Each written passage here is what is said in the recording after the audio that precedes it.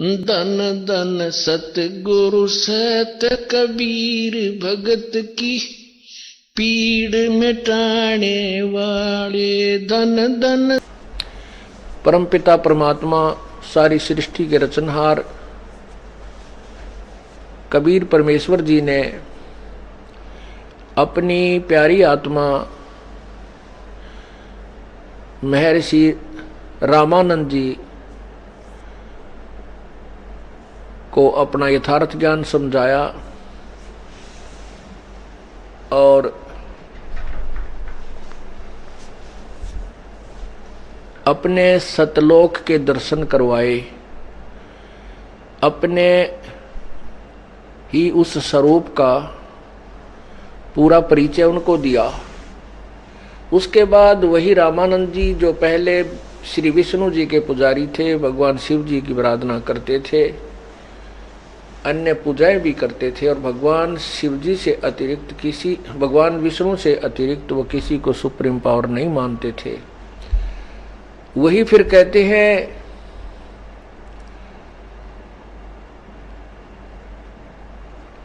बोलत रामानंद जी सुनो कबीर करतारे, गरीब दास सब रूप में तुम ही बोलने हारे। तुम साहेब तुम संत हो, तुम सतगुरु तुम हंस, गरीब दास तुमरे रूप बिना और न दूजा अंश। कि आपके अतिरिक्त इस पूरे ब्रह्मांडों में कोई भी प्रभु अंश मात्र भी भगवान नहीं है। पुण्यात्माओं, हम जिन भगवानों को सुप्रीम पावर मानते थे, श्री ब्रह्मा जी, विष्णु जी और शिव जी को, और जिनकी थोड़ी सी बुद्धि अन्य इनसे हटकर थी, वो ब्रह्म तक को पूर्ण परमात्मा मान बैठे थे, पूर्ण प्रभु मानते थे। अब इस तत्व ज्ञान रूपी रोशनी में हमें पता चला कि किस देव की कितनी सतिथि है।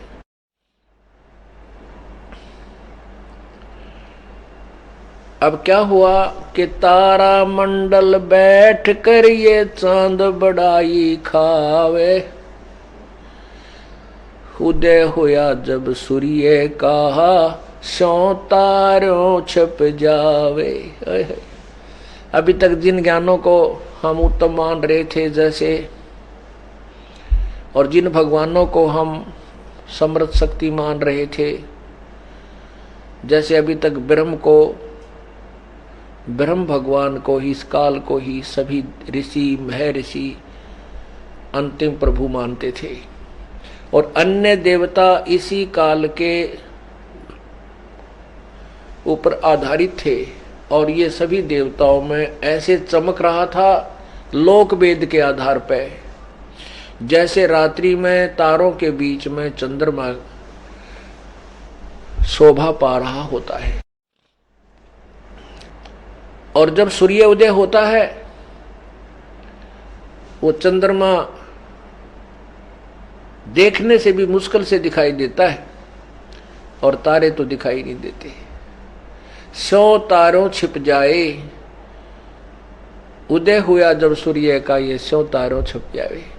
अब कबीर परमेश्वर अर्थात पूर्ण परमात्मा की महिमा से जब हम परिचित हो गए, उस समय अब हमने इन भगवानों की सतिथि का पता चला और अन्य जो ज्ञान दूसरे पंथ संत जो भी हमें बता रहे थे, वो ज्ञान भी ऐसे ही छुप गए। वो उनका कोई अस्तित्व नजर ही नहीं आ रहा हमारे को।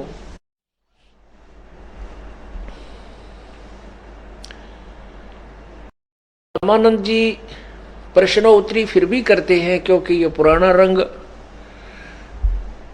अज्ञान का जो चढ़ा हुआ युगों युगों से जो हमारा रंग है, ये जल्दी सी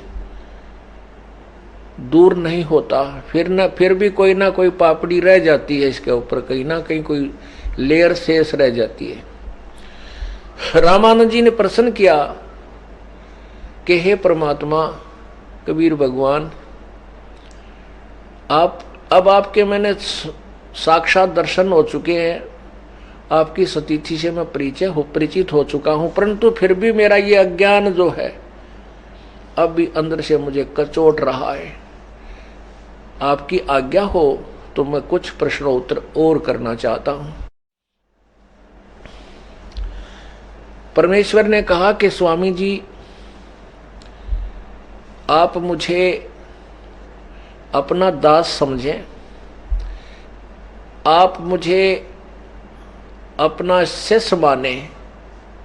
रामानंद जी कांप रहा है, हाथ जोड़कर कहता, प्रभु अब दास से ये नहीं हो सकता, अब मैं आपको अपना शिष्य ग्रहण नहीं कर सकता। रो रहा है बुजुर्ग व्यक्ति, 104 साल का व्यक्ति, और कह रहा, प्रभु मैं आपको, अब वो तो अनजानपने में मुझसे जो कुछ भी कहा गया वही पाप मुझसे अभी छुप धोया नहीं जा रहा है, और मैं आपको शिष्य नहीं कह सकता। तब परमेश्वर ने समझाया, स्वामी जी आप अपने स्थान पर बिल्कुल सही हो, लेकिन एक मर्यादा बनाए रखनी पड़ेगी। हमने आपको, मैंने सृष्टि रचना सुनाई है, इस सृष्टि रचना से आपको ये भी ज्ञान हो गया है कि ये काल जो है ये यहाँ का व्यवस्थक है और ये सबको गुमराह करके रखता है। आज तक जो ज्ञान आपको पता नहीं प्राप्त हुआ, और आपकी हृदय से तमन्ना थी, हृदय से इच्छा थी कि मैं यथार्थ ज्ञान को ग्रहण करके भक्ति करूं, आपने पूरी अपना डिवोट कर रखा जीवन, लेकिन आपको ये सच्चा ज्ञान नहीं इसने दिया, ना देने दिया, और नकली गुरुओं के द्वारा ये भ्रम जाल फैला दिया। परमात्मा ने कहा कि स्वामी जी आने वाले समय में, क्योंकि हमने बहुत संख्या में अंशों को पार करना है, कलयुग में हमारा और काल का एक वायदा हुआ है। अब ये बैन उठ जाएगा कलयुग में कि सभी जीवों को मैं पार कर सकता हूं, जो हमारे ज्ञान के आधार पर मर्यादा में चलते हुए मेरे परम संत से उपदेश लेकर के भक्ति करेंगे। तो आने वाले समय यदि अब हम गुरु शिष्य का नाता नहीं जोड़ेंगे, आने वाले भविष्य में क्या करेंगे ये नकली गुरु संत काल के प्रेरित, वो कहा करेंगे गुरु की कोई आवश्यकता नहीं है, सीधे भगवान से कनेक्शन करो, बीच में तीसरे को रखो ही मत। और ये भक्ति के नियम के विरुद्ध है।